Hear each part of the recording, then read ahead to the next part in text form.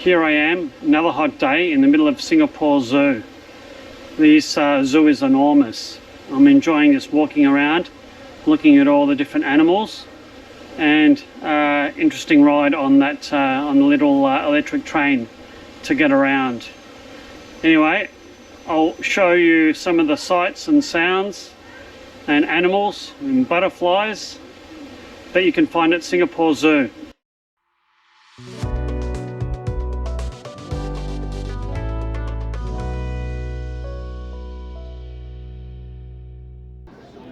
Quite a few people that have been to Singapore recently have said to us to make sure that we go see the Singapore Zoo.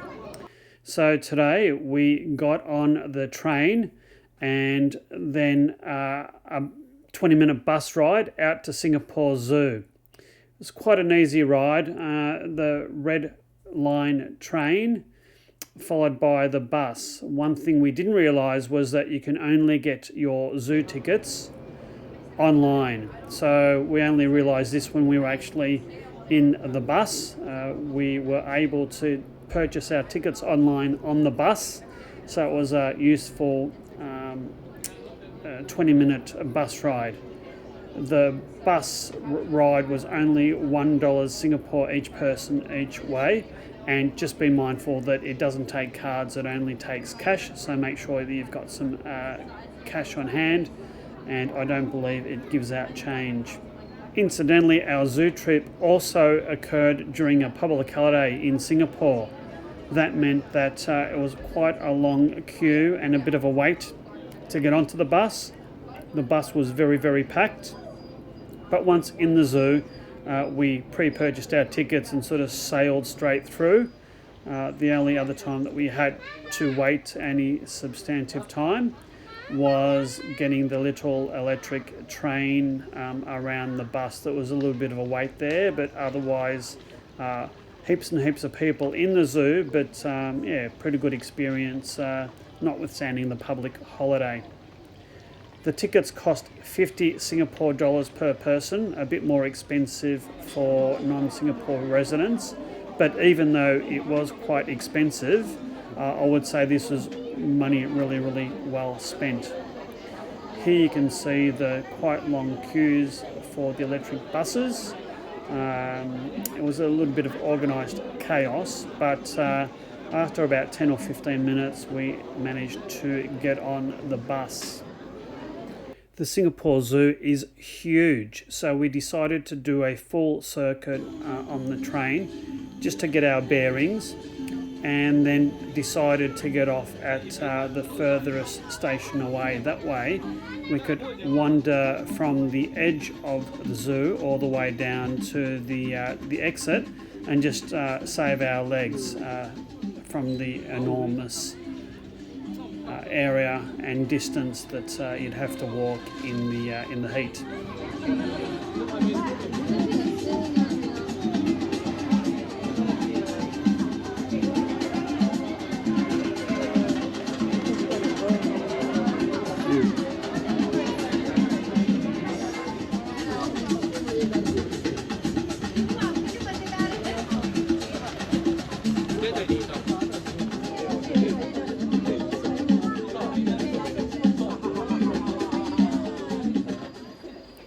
We got off at station number 4 and our first attraction was the butterfly exhibition.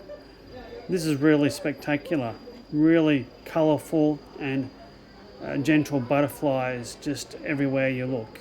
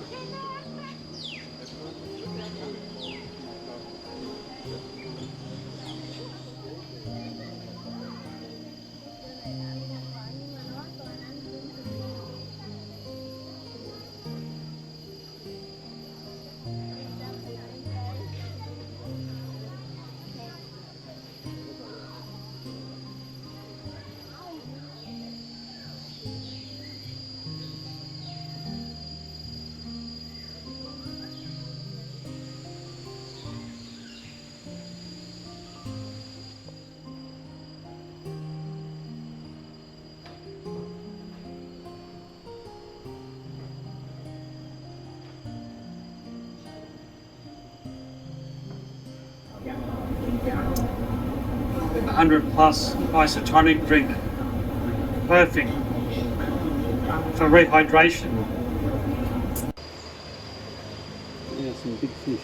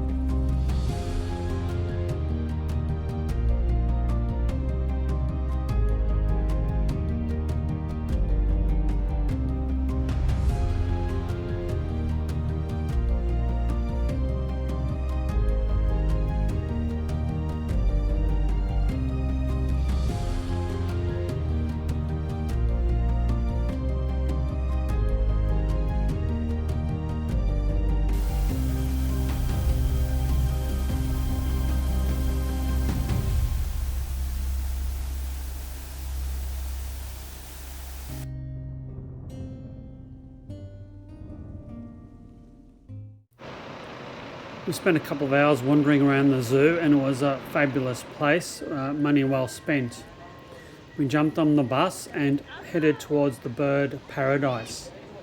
Now, unbeknownst to us, this place has just undergone a major rebuild and refurbishment and it wasn't actually opened. It was going to open about a week after we were due to go back to Australia. I'd heard and seen quite a lot of fabulous shots of birds in this place, and I was quite disappointed that it wasn't open to the public.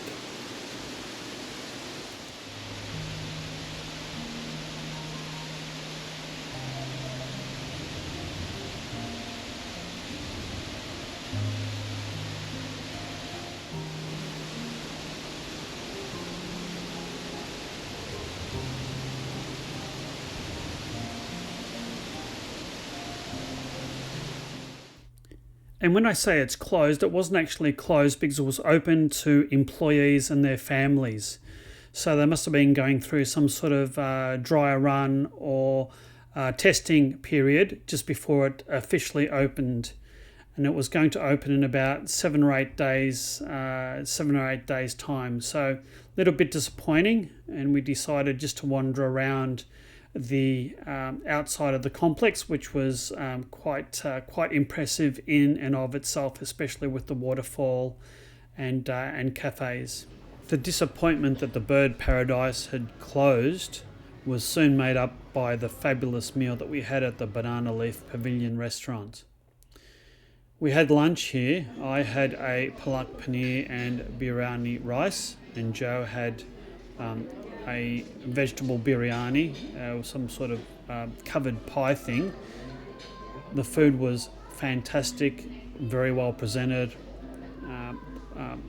decent portions, really nice flavours, thoroughly enjoyable meal. The total cost of which was around about 60 Singapore dollars, and we had a couple of really nice drinks to accompany the fantastic Indian food. So we took some time to savour our lunch and just cool down in the air-conditioned comfort. I'd highly recommend this restaurant. The food was fantastic, the service was really quick and friendly, and it was a great place for families. So if you are going to the Bird Paradise attraction, I'd definitely have lunch in this restaurant. Highly recommend it.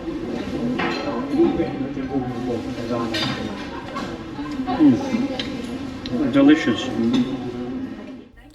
We finished our lunch, wandered through the newly completed buildings, cafes, restaurants, and made our way back to the bus stop for the 20-minute bus journey back to the train station and the 40-odd minute journey from the train station back into our hotel.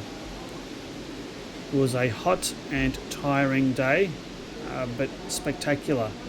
Well worth going to Singapore Zoo, and by the time that this is aired, the Bird Paradise attraction should be opened, and by all accounts that would be well worth going to as well. I do hope you've enjoyed this video. If so, please hit the like and subscribe buttons. Until our next adventure in Singapore, take care and bye.